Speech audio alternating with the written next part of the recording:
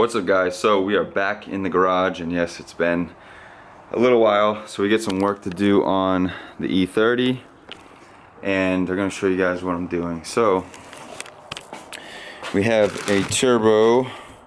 This is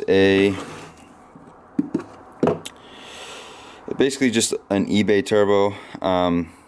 My other turbo has been smoking and the bearings have really worn out and the shaft play is pretty unreal.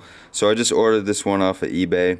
It was like $288 shipped. So basically just a cheap little turbo to throw on there so it will last throughout the summer and the winter. And then I'm going to be taking the whole car apart and rebuilding it.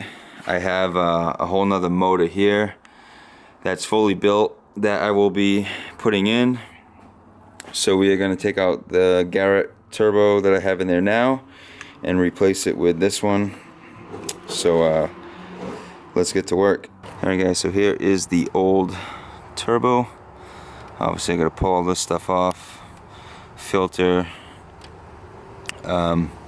silicone coupler, turbo blanket, oil line, which I already loosened up, and then the oil drain, and should be ready to pull it off.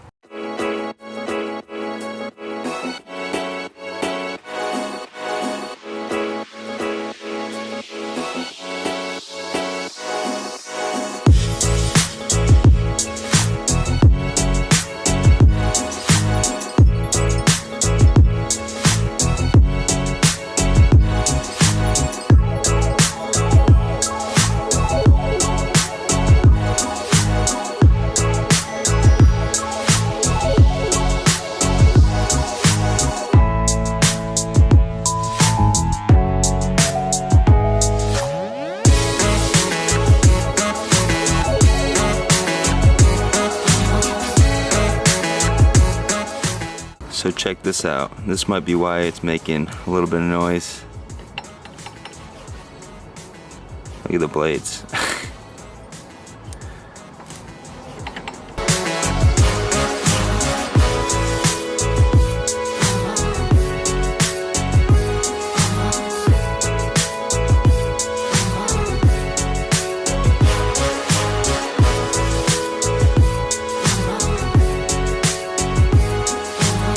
And as you guys can see here, oil leaking through the turbo, so that's why it was smoking. And you see where my oil feed is coming from, the oil filter housing?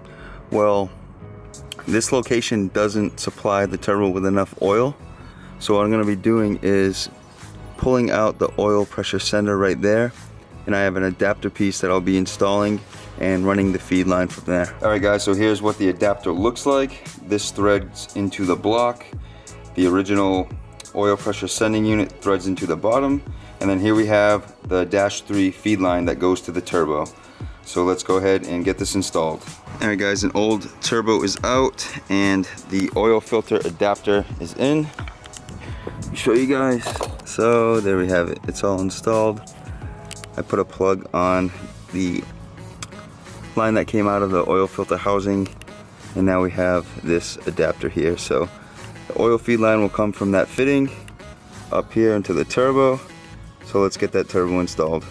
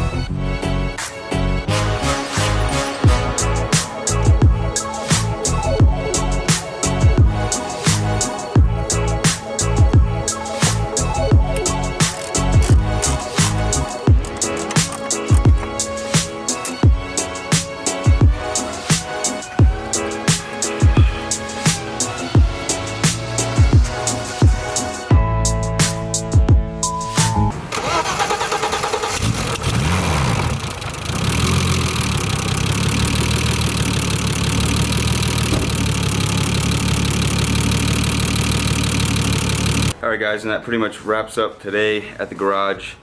So yeah, the car's not going to be dynoed this year. I'm just going to drive it for the rest of this year. Like I said before, that motor has about 190,000 miles on it. So yeah, when I bought the car, I built the whole turbo setup for it. It already had a MegaSquirt computer, so I basically just built the whole turbo kit, exhaust, the intercooler setup. I had to custom modify it to fit. So yeah, I'm just gonna enjoy it for the rest of this summer, and then I have another motor that I'm gonna put in it. Probably put down some good numbers next year. And the thing is with all-wheel drive cars, I don't want to be breaking the differentials as well as the half shafts.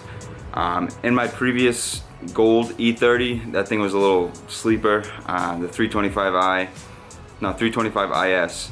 That thing was pretty nasty on the street, and it used to just break half shafts here and there. I got good at changing them. They were super easy to change, so it wasn't a big deal. But with this all-wheel drive setup, I don't want to be breaking the transfer case or the front diff or the half shaft. So just kind of keeping it pretty conservative, and we'll see what it makes next year. So yeah, I hope you guys enjoyed this little episode. I know it's been a little bit. All we did was swap out the turbo, and yeah, so we're gonna go for a cruise.